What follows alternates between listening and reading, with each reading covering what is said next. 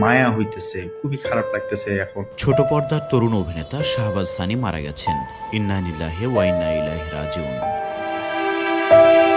সোমবার অভিনেতা জিয়াউল ফারুক অপূর্ব এক ফেসবুক পোস্টের মাধ্যমে এ তথ্য নিশ্চিত করেছেন। তিনি লিখেছেন, অভিনেতা শাহবাজ সানি আমাদের মাঝে আর নেই, সবাই সানির জন্য দোয়া করবেন। খোঁজ নিয়ে জানা গেছে, ঢাকার স্পেশালাইজড হাসপাতালে রাত 3:30টার দিকে মারা যান তিনি। তরুণ এই অভিনেতার মৃত্যুতে সবুজ অঙ্গনে শোকের ছায়া নেমে এসেছে। নির্মাতা ইমরাউল রাফাতের কাছে আসার পর নাটক দিয়ে সবিজ যাত্রা শুরু করেছিলেন শাহবাজ সানি। অল্প সময়ে অভিনয় গুণে দর্শকের প্রিয় চরিত্র হয়ে উঠেছেন, সেই সাথে অর্জন করেছেন নির্মাতাদের আস্থাও। চরিত্রাভিনেতা হিসেবে কাজ করলেও এরই মধ্যে কেন্দ্রীয় চরিত্রেও অভিনয় করেছেন তিনি।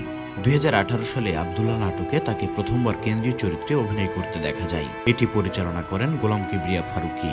তরুণ এই অভিনেতার মৃত্যু নিয়ে আপনাদের মতামত কমেন্টস করে জানাবেন। সেই সাথে দ্য রাডার নিউজ চ্যানেলটিকে সাবস্ক্রাইব করে রাখুন।